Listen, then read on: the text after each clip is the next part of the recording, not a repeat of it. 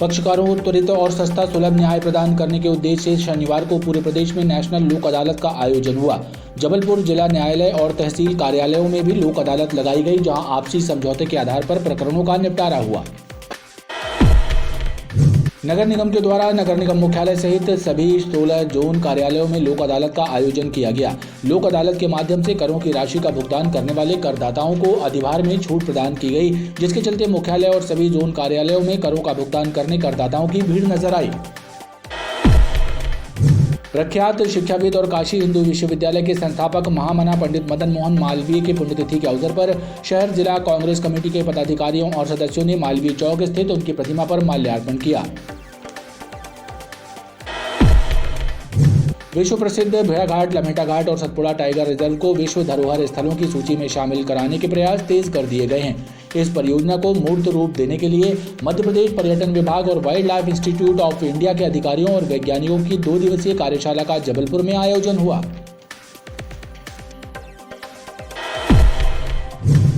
Mumbai Chhatrapati Shivaji Maharaj terminal और मस्जिद station के बीच रोड ओवर ब्रिज कार्य होने के कारण मध्य रेल मुंबई द्वारा 19 और 20 नवंबर को स्पेशल ट्रैफिक और पावर ब्लॉक लिया जा रहा है, जिसके कारण कुछ गाड़ियों को रद्द और कुछ गाड़ियों को शॉर्ट टर्मिनेट किया जा रहा है, जिसमें जबलपुर से मुंबई के लिए जाने वाली गरीब रथ ट्रेन भी शामिल है।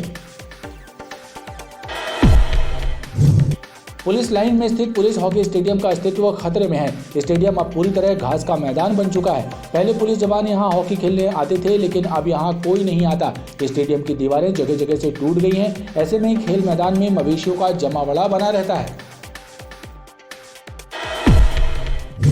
खाद्य एवं औषधि प्रशासन विभाग ने उपनगरीय क्षेत्र रांझी परिक्षेत्र के मेडिकल स्टोर्स का औचक निरीक्षण किया।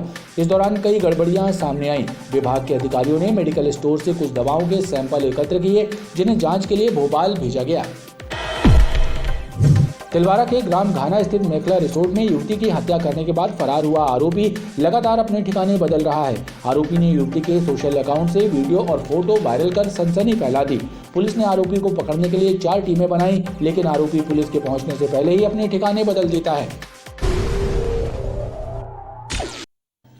नमस्कार, BTV न्यूज में स्वागत है आपका। आइए खबरों की शुरुआत करें, उससे पहले नजर डालते हैं हेडलाइंस पर। प्रदेश में नेशनल लोक अदालत का हुआ आयोजन, पक्षकारों को मिला सुलभ न्याय। लोक अदालत से सैकड़ों प्रकरणों का आपसी समझौते के आधार पर हुआ निराकरण। मेखला रिसोर्ट में युवती की हत्या के मामले में फरार आरोपी बदल रहा ठिकाने। पुलिस की अलग अलग टीमें कर रही आरोपी की तलाश। सोशल मीडिया पर वीडियो और फोटो वायरल होने से मची सनसनी। और पुलिस लाइन स्थित हॉकी मैदान का अस्तित्व खतरे में। पुलिस स्टेडियम घास के मैदान में हो रहा तब्दील। स्टेडियम के जीर्णोद्धार की उठ रही मांग। पक्षकारों को त्वरित, सस्ता और सुलभ न्याय प्रदान करने के उद्देश्य से शनिवार को पूरे प्रदेश में नेशनल लोक अदालत का आयोजन किया गया। जबलपुर जिला न्यायालय और तहसील कार्यालयों में भी लोक अदालत लगाई गई, जहां आपसी समझौते के आधार पर प्रकरणों का निपटारा हुआ। जिला न्यायालय में आयोजित लोक अदालत में बड़ी संख्या में पक्षकार पहुंचे और लोक अदालत का लाभ उठाया। पक्षकारों को आपसी समझौते के आधार पर त्वरित, सस्ता और सुलभ न्याय प्रदान करने के उद्देश्य से शनिवार को राष्ट्रीय विधिक सेवा प्राधिकरण के निर्देशन में राज्य विधिक प्राधिकरण सेवा के सहयोग से पूरे प्रदेश के साथ साथ जबलपुर में नेशनल लोक अदालत का आयोजन हुआ। इसी कड़ी में प्रधान जिला एवं सत्र न्यायाधीश नवीन कुमार सक्सेना के मार्गदर्शन में जिला एवं सत्र न्यायालय के साथ ही सिहोरा और पाटन तहसील न्यायालय में लोक अदालत लगाई गई। लोक अदालत के लिए 49 खंडपीठों का गठन किया गया, जिसमें लंबित मामलों के लगभग 12,000 प्री लिटिगेशन यानी बीमा, बैंक, BSNL और ट्रैफिक चालान से संबंधित 16,000 प्रकरणों को निराकरण के लिए रखा गया। जिला न्यायाधीश और राज्य विधिक सेवा प्राधिकरण के सचिव उमाशंकर अग्रवाल ने बताया कि संपूर्ण भारत के साथ ही पूरे प्रदेश और जबलपुर की अदालतों में वृहद लोक अदालत लगाई गई है, जिसका उद्देश्य पक्षकारों को त्वरित न्याय प्रदान करना है। आज दिनांक को राष्ट्रीय विधिक सेवा प्राधिकरण के निर्देशन में संपूर्ण भारत में वृहद लोक अदालत का आयोजन किया जा रहा है। इसी परिप्रेक्ष्य में जबलपुर एवं जबलपुर के आसपास की जो तहसील सिहोरा और पाटन है, उसमें भी नेशनल लोक अदालत का आयोजन किया जा रहा है, जो कि प्रधान जिला न्यायाधीश महोदय, जो कि जिला विधिक सेवा प्राधिकरण के कार्यकारी अध्यक्ष हैं, उनके निर्देशन में लगभग 12,000 प्रकरण जो न्यायालय में लंबित हैं एवं लगभग 16,000 प्री लिटिगेशन के प्रकरण इस लोक अदालत में रखे जाएंगे। प्री लिटिगेशन के प्रकरणों में बैंक से संबंधित प्रकरण है, इंश्योरेंस से संबंधित प्रकरण है, BSNL से संबंधित प्रकरण है। इसके अतिरिक्त नगर निगम वसूली वाले हैं, पुलिस चालान जो है ट्रैफिक चालान से संबंधित प्रकरण जो इस लोक अदालत में रखे जाएंगे। हम लोग प्रयास ये करते हैं कि दोनों पक्षकारों को न्यायालय के माध्यम से या प्राधिकरण के माध्यम से सूचना पत्र जारी करते हैं। सूचना पत्र जारी करने के बाद यदि पक्षकार को लगता है कि हमें अपना मामला लोक अदालत के माध्यम से निपटाना है तो वह पक्षकार जो है न्यायालय के समक्ष उपस्थित होता है। लेकिन लोक अदालत आयोजित किए जाने के पूर्व हम लोगों ने विभिन्न प्री सिटिंग की है और मध्यस्थता के माध्यम से भी लोगों को हमने इस बात के लिए सचेत शिक्षित किया है और उन्हें लोक अदालत के फ़ायदे बताए हैं।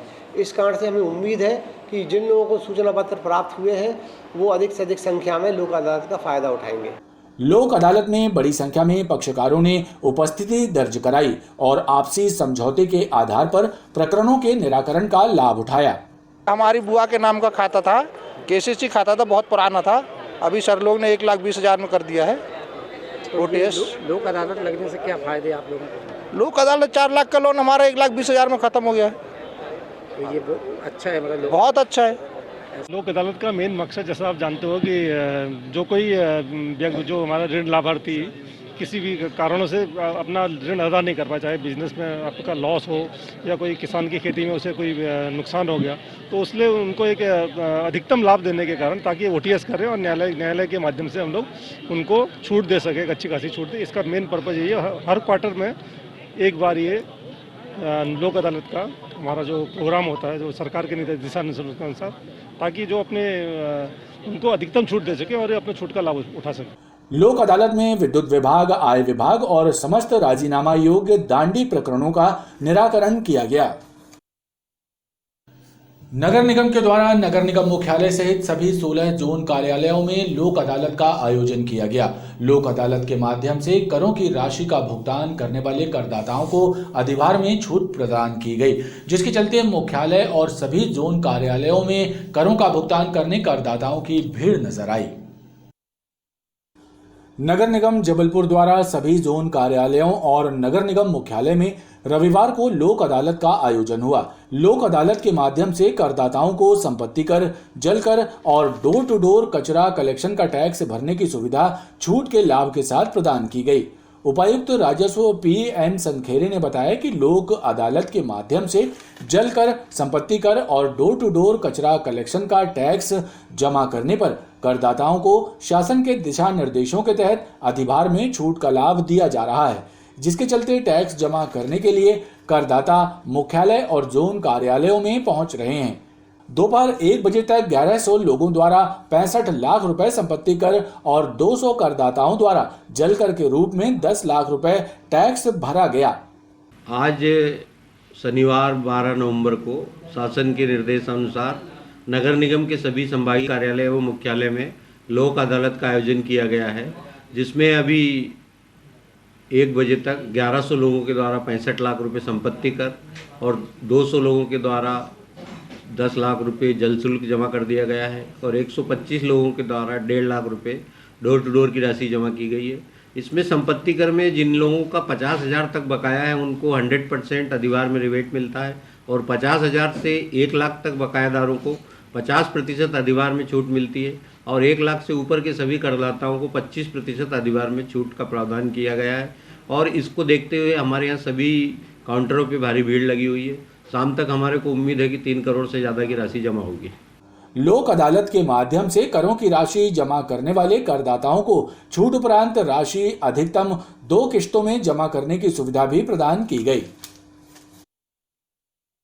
प्रख्यात शिक्षाविद और काशी हिंदू विश्वविद्यालय के संस्थापक महामना पंडित मदन मोहन मालवीय की पुण्यतिथि के अवसर पर शहर जिला कांग्रेस कमेटी के पदाधिकारियों और सदस्यों ने मालवीय चौक स्थित उनकी प्रतिमा पर माल्यार्पण किया। इस अवसर पर नगर के महापौर जगत बहादुर अन्नू सहित तमाम कांग्रेस नेताओं ने उन्हें श्रद्धांजलि अर्पित की और अपने विचार व्यक्त किए।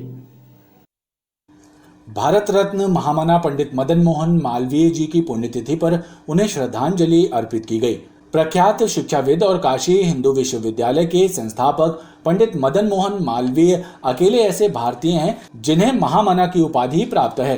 ये उपाधि उन्हें राष्ट्रपिता महात्मा गांधी ने दी थी। महामना पंडित मदन मोहन मालवीय के पुण्यतिथि के अवसर पर शहर जिला कांग्रेस कमेटी के सदस्यों और पदाधिकारियों ने मालवीय चौक स्थित उनकी प्रतिमा पर माल्यार्पण किया। इस अवसर पर महापौर जगत बहादुर सिंह अन्नू ने महामना मालवीय जी के विचारों और सोच का अनुसरण करने की बात कही। पंडित मदन मोहन मालवीय जी की पुण्यतिथि के अवसर पर आज मालवीय चौक पर शहर जिला कांग्रेस कमेटी के द्वारा आयोजित इस कार्यक्रम में यहाँ पर कांग्रेस जन उपस्थित हुए। उनकी विचारधारा, उनकी सोच, उनके किए हुए कार्यों पर और उसका अनुसरण करने के लिए हम लोगों ने यहाँ पर संगोष्ठी भी की। माल्यार्पण और पुष्पांजलि के उपरांत श्रद्धांजलि देते हुए हम सब ने अपने अपने विचार रखे। शहर जिला कांग्रेस कमेटी की तरफ से और संस्कारधानी की तरफ से मौन रखते हुए पंडित मदन मोहन मालवीय जी को श्रद्धांजलि अर्पित की। पंडित मदन मोहन मालवीय जी का जन्म 25 दिसंबर 1861 को प्रयागराज उत्तर प्रदेश में हुआ था और उनका निधन 12 नवंबर 1946 को बनारस में हुआ था। विश्व प्रसिद्ध भेड़ाघाट, लम्हेटा घाट और सतपुड़ा टाइगर रिजर्व को विश्व धरोहर स्थलों की सूची में शामिल कराने के प्रयास तेज कर दिए गए हैं। इस परियोजना को मूर्त रूप देने के लिए मध्य प्रदेश पर्यटन विभाग और wild life institute of India के अधिकारियों और वैज्ञानिकों की 2 दिवसीय कार्यशाला का जबलपुर में आयोजन हुआ। इस कार्यशाला में परियोजना के नामांकन डोजियर की तैयारियों पर विस्तार से चर्चा की गई। पर्यटन की दृष्टि से महत्वपूर्ण विश्व प्रसिद्ध भेड़ाघाट, लम्हेटा घाट और सतपुड़ा टाइगर रिजर्व को विश्व धरोहरों की सूची में शामिल कराने की तैयारियां की जा रही हैं। इस परियोजना को साकार करने के लिए अलग अलग स्तरों पर महत्वपूर्ण कार्य योजना तैयार की जा रही है। इसी सिलसिले में MPTB और wild life institute of India Bharat सरकार के अधिकारियों और वैज्ञानिकों की 2 दिवसीय कार्यशाला जबलपुर में आयोजित हुई। इस कार्यशाला में MP टूरिज्म बोर्ड के ज्वाइंट डायरेक्टर प्रशांत सिंह और wild life institute of India के वैज्ञानिक डॉक्टर भूपेश मुख्य रूप से शामिल हुए। कार्यशाला में MP के नामांकन डीजीआर की तैयारियों पर महत्वपूर्ण चर्चा की गई।